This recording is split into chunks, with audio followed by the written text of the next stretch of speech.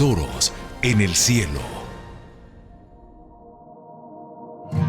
En el 2017 se echó un plan para grupos pequeños. A uno les tocó por la parte del sur, a otro del otro lado. Y a mí me mandaron un poquito más lejos en el área de Pinson. Y las personas que vivían en esa área empezamos a hacer grupos pequeños en cada hogar.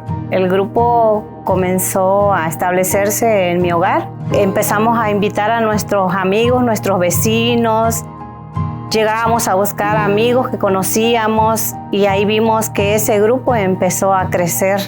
Cuando llegó al hogar de nosotros, ahí vimos que ahí se podía establecer porque ahí era donde teníamos nosotros alrededor, porque es un parqueadero de trailers, y vimos que ahí había necesidad y fue donde nosotros comenzamos a quedarnos ahí en ese lugar.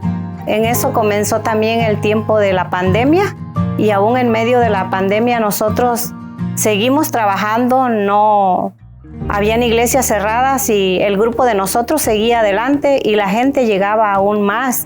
Mucha gente se bautizó.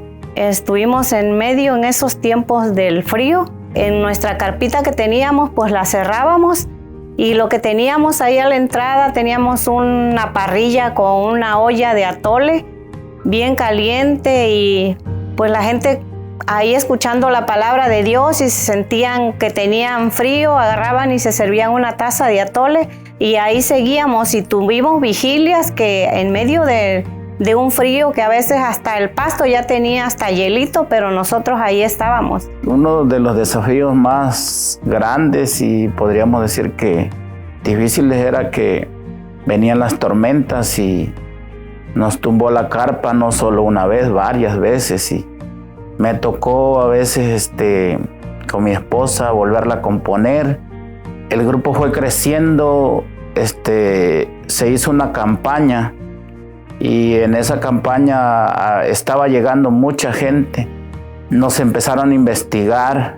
Vino el manager del parqueadero y le dijo a mi esposa que ya no quería que nosotros siguiéramos más la iglesia ahí.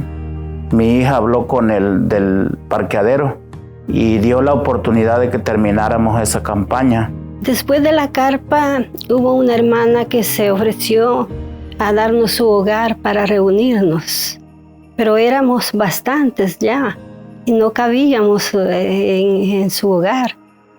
Después de que no cabíamos allí, pensamos en alquilar un lugar, un local o una iglesia.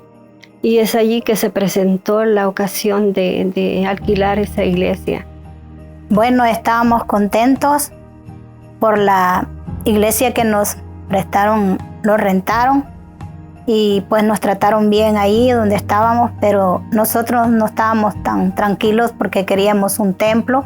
Empezamos a hacer actividades, entre todos los hermanos cooperábamos para poder hacer ventas, torneos y muchas iglesias nos apoyaron con las ventas, con las actividades que teníamos. Habíamos ido a varios lugares a ver varios templos, pero estaban muy caros y pues el Señor tenía preparado este templo aquí para nosotros. Lo que empezó como un sueño en 2017 con un grupo pequeño llevando a Cristo a las personas fue algo extraordinario hoy en 2024. Como han contado los hermanos, fue interesante ver cómo a través de la pandemia, a través de las dificultades, Dios fue obrando. Fue un milagro tras milagro. Milagros de conversiones, milagros de personas que llegaban, misioneros que pasaron por aquí predicando a Cristo y gente entregándose a Jesús. Luego, cuando yo llego a servir a esta iglesia en el 2022, el sueño de ellos era tener su propio templo. Y la barrera financiera era muy grande, no teníamos fondos, pero ellos no se detuvieron, trabajaron sin cesar. Y yo pude ver como pastor el empeño de los hermanos y hermanas de esta iglesia para tener su templo. Y Dios premió el esfuerzo. Y fue increíble cómo a finales del año pasado, 2023, y a principios del 2024, Dios abrió una puerta que nunca nos imaginamos. un precio muy bajo para el lugar donde estamos y el tipo de edificio que tenemos. Y Dios obró de manera increíble. La conferencia ayudó bastante para que todo se diera y por la gracia de Dios, hoy, 21 de septiembre del 2024, estamos inaugurando oficialmente este templo para honra y gloria de Dios y la predicación del Evangelio en esta comunidad. Hagamos tesoros en el cielo. Adoremos a Dios con nuestros diezmos y ofrendas.